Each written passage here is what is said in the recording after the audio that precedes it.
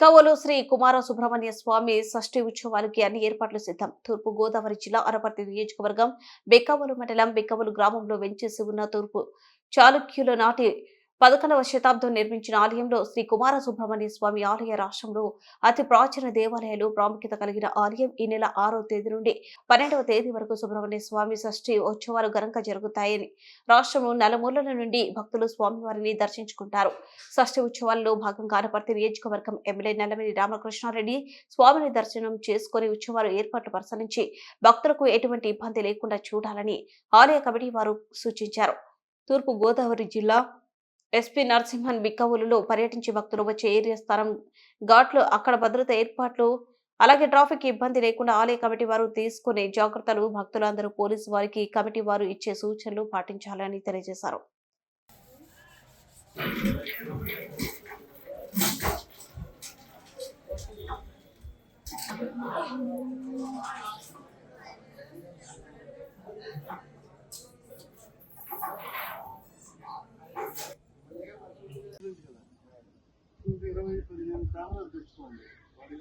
ఎక్కువ కూడా అవద్దు.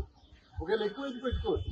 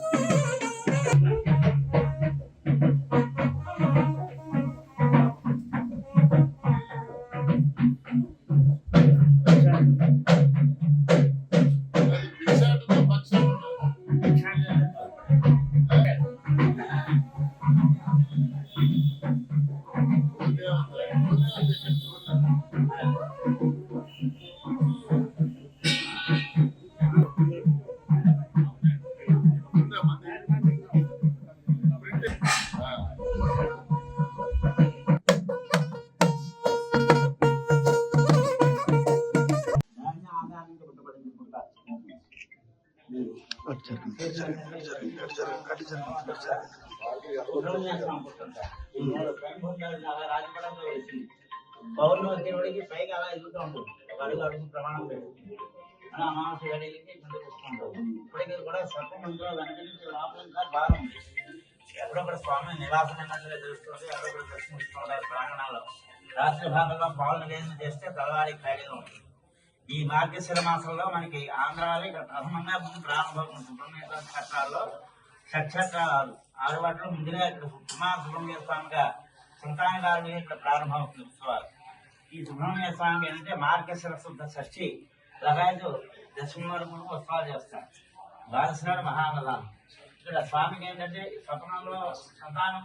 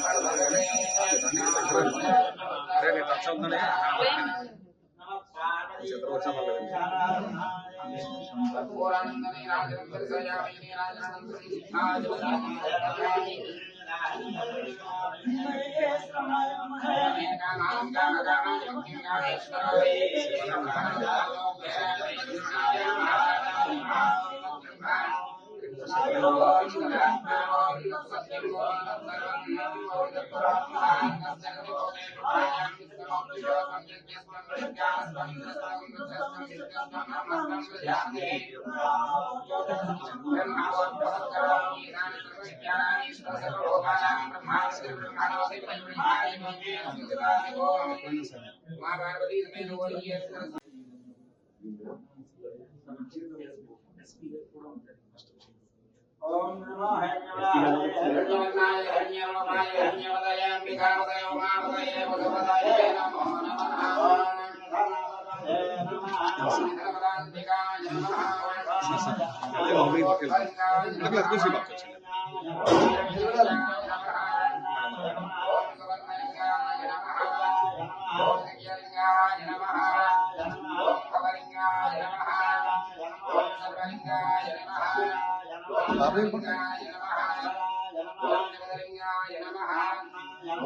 Amin.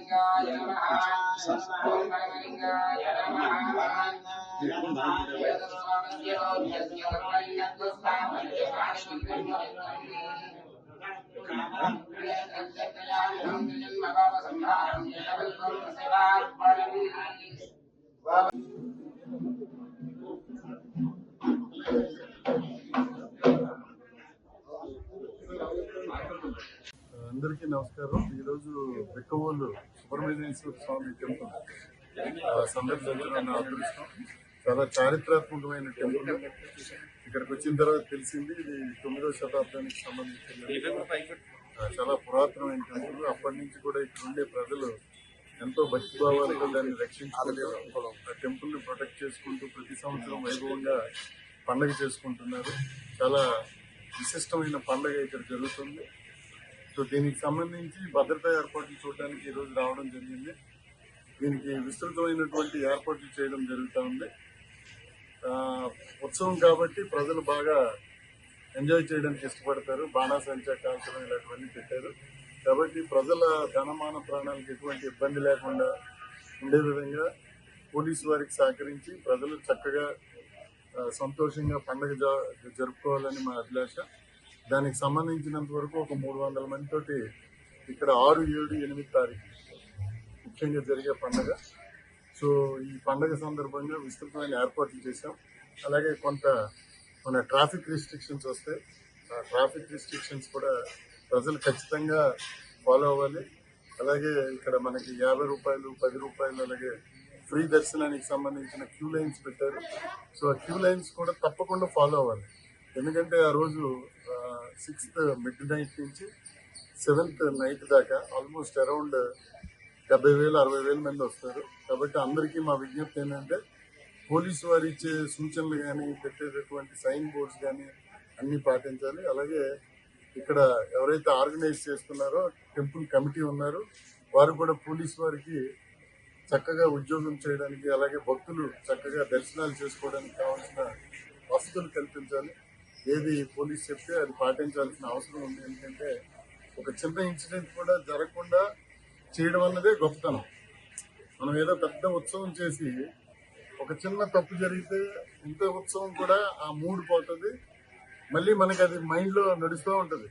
ప్రతి పండగ వచ్చినప్పుడు కూడా మనకి అది మైండ్లో నడుస్తుంది. కాబట్టి మా తాలూకు ఉద్దేశం ఏంటంటే పోలీసు ఉద్దేశం ఒకటే, చిన్న ఇన్సిడెంట్ కూడా జరగకుండా ప్రజలు చక్కగా పండగ చేసుకోవాలి. దీనికి కావాల్సిన ఏర్పాట్లు ఒక డిఎస్పీ, ఒక అడిషనల్ ఎస్పీ ఇక్కడ నుండి చూసుకుంటారు.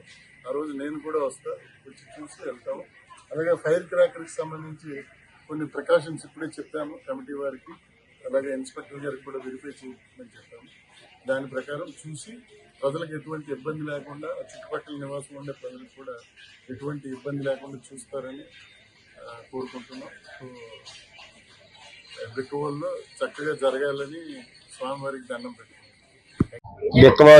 బెక్కవోలు గ్రామం ఇది కాకినాడ రాజమండ్రి మార్గం మధ్యలో ఉంది.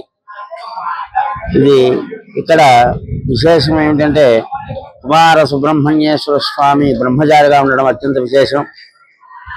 మనకి ఈస్ట్ గోదావరి, వెస్ట్ గోదావరి, కృష్ణా జిల్లా 3 తప్పితే పళని వెళ్ళాలి. అంతవరకే కుమార క్షేత్రాలు 2 ఉన్నాయి.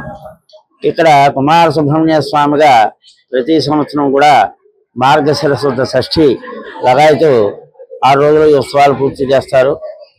కాబట్టి ఇక్కడ కుమార సుబ్రహ్మణ్య స్వామి అన్నది ఆలయ గర్భాలయంలో గణపతి, వీరభద్రుడు, అలాగే గోలింగేశ్వరుడు, పార్వతీదేవి, సుబ్రహ్మణ్య స్వామి పాంచానిక అంటే పంచాయతనంతో ఈశ్వరుడు అందరూ శివ కుటుంబం అంతా కూడా ఒకచోటే ఉన్నారు. ఇక్కడ సుబ్రహ్మణ్య స్వామి ఉన్న చోట స్వామివారు ఉన్న ఎడమ భాగంలో స్వయంభూంగా వచ్చినటువంటి పుట్ట ఇప్పటికీ పూర్వం నుంచి కూడా అక్కడే ఉంది. అది పౌర్ణమి, అమావాస్య మధ్యలో పైకి ఎదుగుతూ ఉండడం అలా క్రమేపీ కిందకి భూస్థాయి తగ్గుతున్నట్టుగా కనబడుతూ ఉంటుంది.